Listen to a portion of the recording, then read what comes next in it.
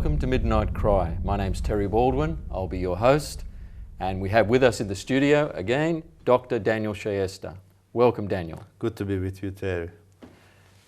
Our subject tonight is personal knowledge and understanding. Now, I grew up in the West, and in the West, we have a lot of freedom to think. We have a lot of freedom to inquire, to study, to disagree. But Daniel, you grew up in an environment, in a country, in a culture, especially after in Iran, after the 1979 revolution, where that wasn't the case. Would this be true? Yeah, exactly. So why is it so important? What's this need to know personally? Why is that so important? Terry, the life is a process of searching for alternatives in life, and if we do not search, if we do not find the best value of life, we are in loss, and we do not have the best thing for our life. We are missing something important. Deep in our nature, in our heart, we always desire to have good things in our lives. You know, if you don't want to have a car in your life that doesn't take you to the destination. So a good house, a good family bunch, and the good friends and good community, that's the desire of everybody, to enjoy life. But without searching, how can we know that? To stay inside the circle of our own knowledge only, not to walk out, not to evaluate the values of other people's life, we are not going to be able to get the best value for us. And also, if we do not do that, that means we are blindly following our leaders in our own homeland or in our community. Now, blind following is the most dangerous things in our lives. That really creates authoritarianism in the family and in the establishment of social life. Imagine that a family is run by a dictator, and that's the case, unfortunately, in many Islamic countries. Only father is the authoritative figure there, and especially in radical Islamic countries like Iran, that father must make sure that the whole family is aligned with Islam. If anybody really takes Islam easy, and then that father is responsible and that father is going to be punished. So therefore, you see that the dictatorship is becoming strong in family, which is the nature of Islamic culture. And also society is the same. Terry, that you see that in some other countries that dictators are running the country. You see even some of them have free election, but it's the dictatorship. Not so free. Absolutely. You imagine that in a country somebody is president for 30 years. Yeah. Where is that coming from? It's the blind obedience of people. People really haven't tried to come out from their own comfort zone or established zone, in other words, come out and to discover the best value. I mean, you mentioned that you're living in Australia, and or people are living in Western countries. They have opportunity to investigate, to search, and it's so in your case, though, you grew up in Iran. Before the revolution, it was an Islamic society. That's true? That's true, yeah. After the revolution, it was an Islamic society, but far less freedom, it seems. But what freedom did you have to inquire, to ask questions, to disagree amongst family, amongst friends, at school, at university? Did you have that freedom to do that? Absolutely. After the revolution, you were not able at all to question the authority of leaders, to question why Quran is that, why Islamic life is this. Absolutely, you cannot do that. And actually, many of younger people in Iran, Iranian people, education is part of their life. It's just part of this heritage. They love education. They invest for their children so much to make their children educated. But The sad things after the revolution was they investigated about you as a young man or woman, whether you've been involved in Islamic, movement, or you're praying, or you're going to mosque. If not, you wouldn't enter the university, no matter you're the brightest student in the country. So really thinking, investigation, it just was forbidden for people. How about amongst your peers, like your closest friends, and when you're out having coffee somewhere, were you free to express your concerns like that would have gone against the approved thinking or the political thought of the time? Were you free to do that? Very close friends. Very close friends could talk to each other. They had established already a big trust among themselves, and but still, when they are talking, there is a idiom in Iran. Actually, is in a poetic style. It says "Divar mush darad, mush gush darad." You see, it's in rhyme. In other words, it says there are mice in the wall. They are everywhere, and they have ears also. They listen and take the message and go there. So even two friends, sincere friends, are talking to each other. They would always say, hey, we have to be careful, but this is the situation in this country. It's secret, really. Talking and criticizing secret, and you lose your life. And you lose, not only that, you're losing the future of your children. You have invested in your entire life for your family and children, and you're losing that. So it's everywhere. Fear is there, and the motivation of government really to silence people, not to criticize them, not to, question their system and or any part of their belief, and therefore people are encouraged and forced to keep quiet. So, in the light of that, how do we make the best of our life? Like, how do we make the best? Someone's growing up. It doesn't have to be this country, it can be another country. Somebody may be watching this show, lives in a country where there is no freedom. How do we make the best? Terry, you see, for decades I have studied myself. So I'm speaking to you from the area of education. And also my life, is changed. I'm speaking also from that area. And I have studied the life of many people and investigation of many people, Terry. And especially today, even you want to investigate this multinational corporation, global organizations. I know there also, plans and implementation.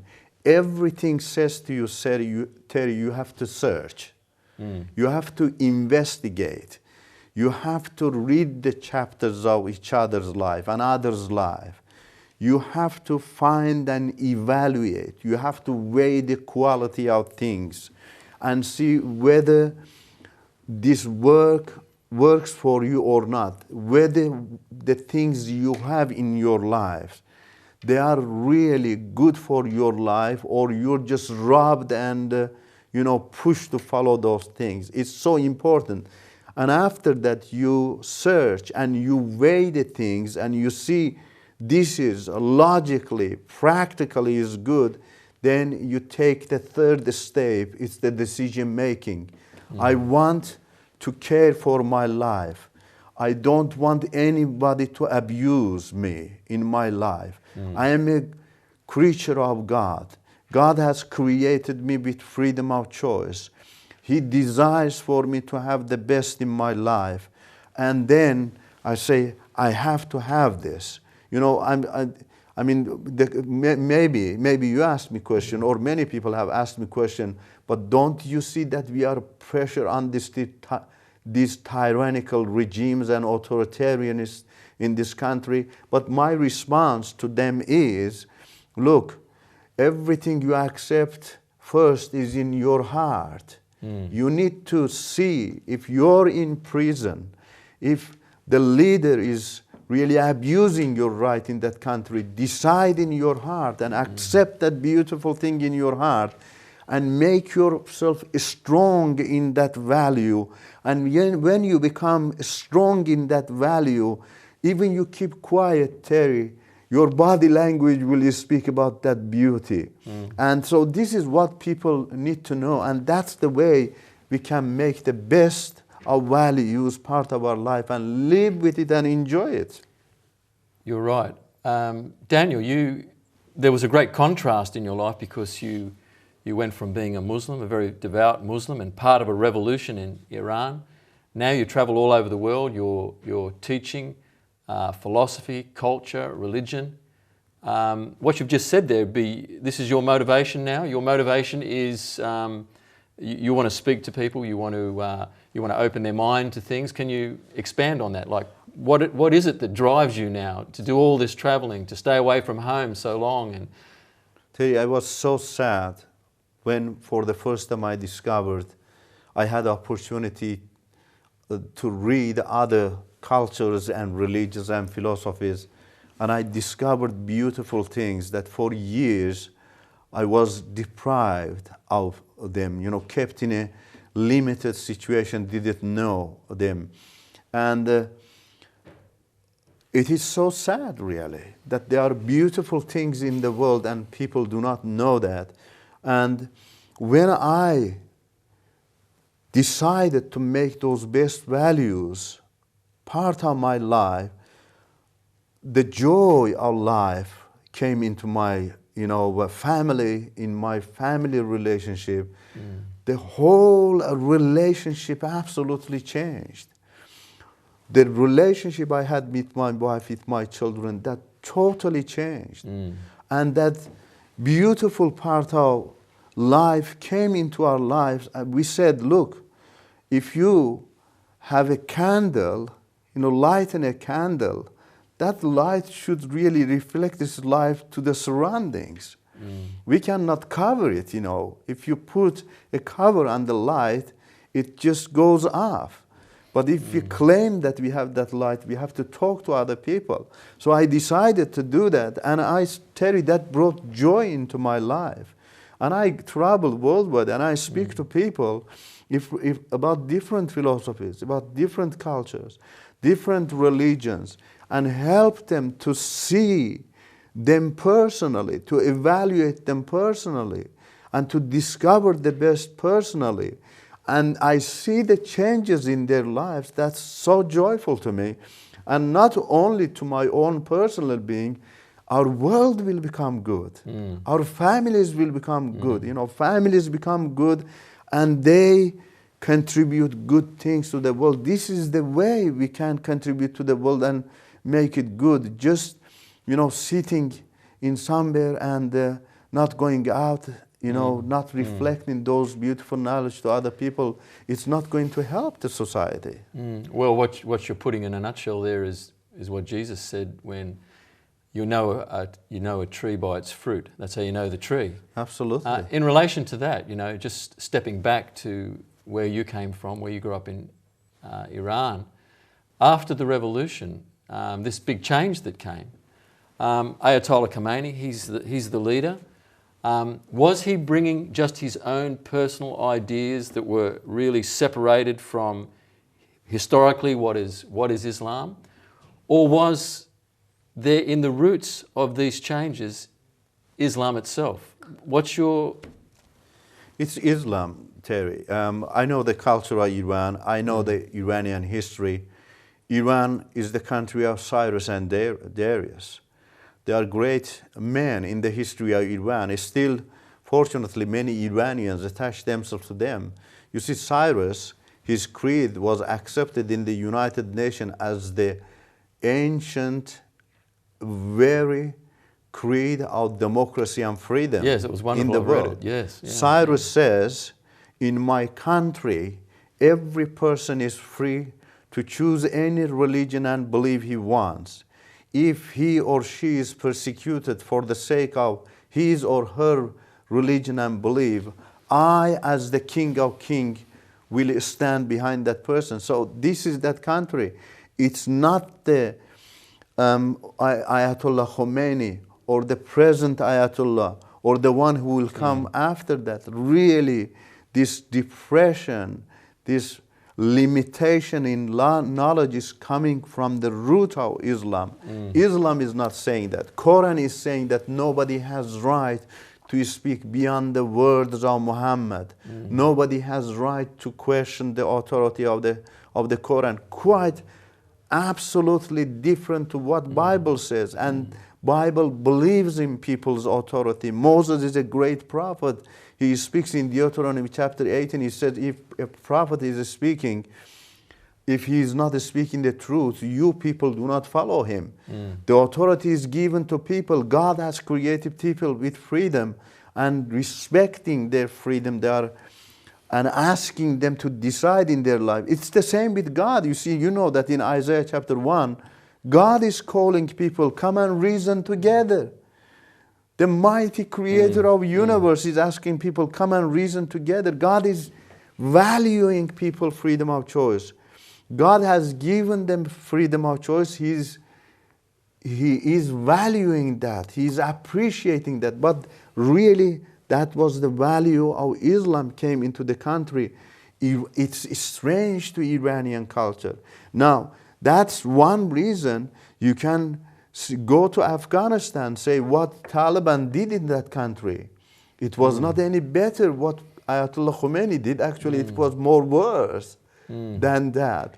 Or go to Sudan, or go to rigid Islamic countries that there is no freedom. So it is coming from Islam. It's not Ayatollah. And that's why the world really needs to know. The Islamic world needs to know that it is the Islam is closing the door of investigation for people. Yeah, that's interesting. I remember last time we spoke, you mentioned because you love philosophy all your life, you've loved philosophy, you've studied philosophy, you teach philosophy, and you made the comment that when you first started to read the words of Jesus, the recorded words of Jesus, you were impressed. You were really impressed. Absolutely. You were communicating to me that there was this great contrast that you noticed as you're reading these words. Can you expound on that a little bit? You see, I was amazed. Jesus says, know the truth will set you free. I was amazed. You see, truth is a dynamic word. Truth is greater than the world. Truth is God. God is truth. If you want to understand this huge, big, amazing word, you need to take a step out of your life and go and walk and read the chapters of other people. Jesus is saying that in Matthew 5, 6, 7, I don't want blind obedience. I'm not here to make a religion. I really want people who understands me. I really want people whose eyes are open, whose ears are open. They search and they themselves decide to follow that. So I was fascinated. This was only the social life I found that, but there are amazing other things. His description about the nature of God, his description about the relationship with God, is the way God reveals himself, and people can have relationship with him. All of them were amazing to me. I mean, the words of gospel were amazing to me. It was always telling me, come out, take a step out of the circle that Islam has prepared for you, and come out and see the world of beauty from heaven that is spreading all over the world and through Jesus. Take it and let it be yours, and bring your dignity back. In other words, philosophically speaking, let God establish you on the root He has created you for.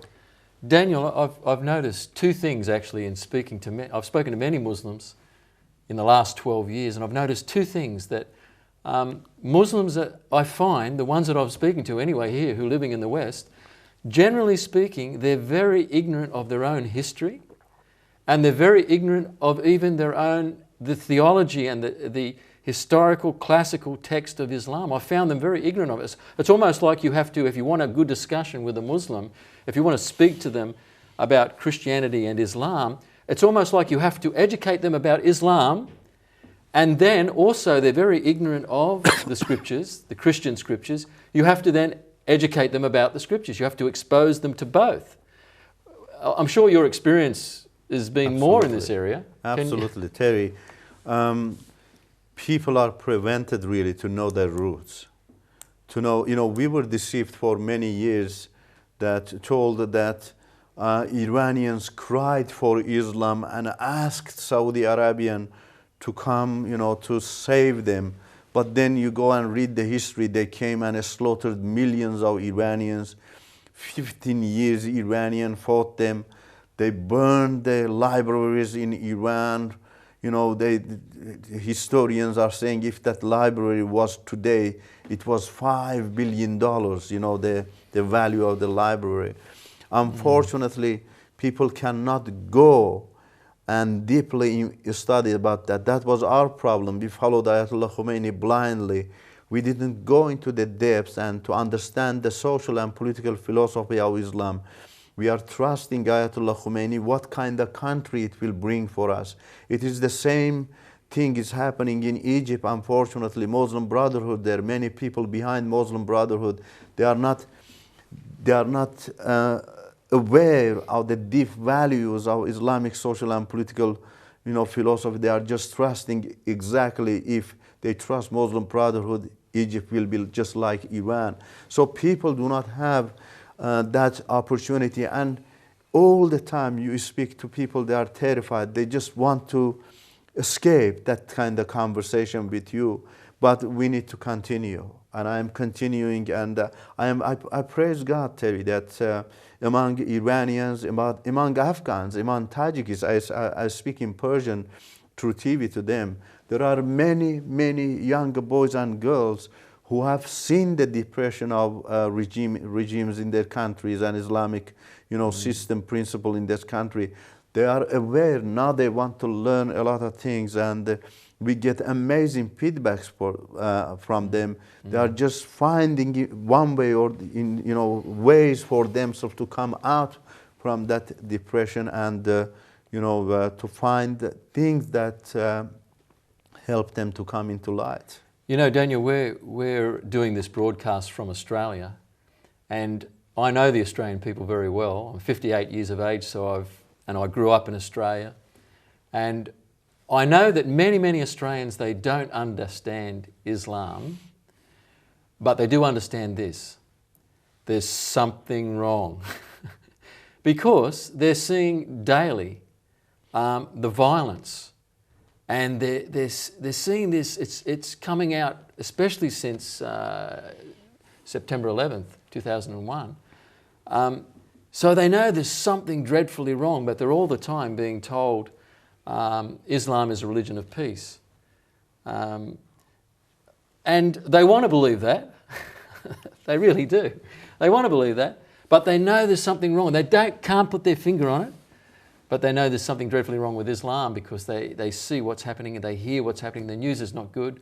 And we have examples in Australia here where we've had people arrested because they wanted to blow up our troops. We've had people arrested because they wanted to do violence to somebody. Yeah. So this whole thing of the truth and needing to know personally, it is important. I can see what you're saying. It is. I agree with you 100%. What would you have to say? What message would you have for the people that are viewing this program as far as what's your advice to them as far as what they should do if, we don't know, the people that are watching this program, where they live, under what circumstances they live. They may live in a country that they don't have the freedom to inquire. They may not have access to information like we have access here in the West. Yeah. So what would you say to them from your experience? I say to people who are living in under the rule of tyrannical regime like communism or Islam, they need to find a way to read other beliefs and see they are robbed, absolutely. And it's also their rights, they have to investigate that. But for people in Australia, in Western countries, we are so grateful. You know, I lived in Iran. That's the land of my forefathers. They lived there for more than 3,500 years. But a bunch of radical Muslims from Saudi Arabia, they came and captured our country, and they said to us, "You do not belong to this country." And we had no choice but to leave the country, and we came, and Australia opened the arm for us, and we never forget that. So we want always to appreciate that. But the appreciation, Terry, I just want to say to Australians and to Western world and to American people, that people are coming to your countries. You need to know their cultural backgrounds. You need to know the root of their beliefs. Simply just hearing from someone and calling Islam is a religion of peace, that's not going to help, Terry. Thank you, Daniel. Unfortunately, we've run out of time. This is Midnight Cry, and thank you for being with us.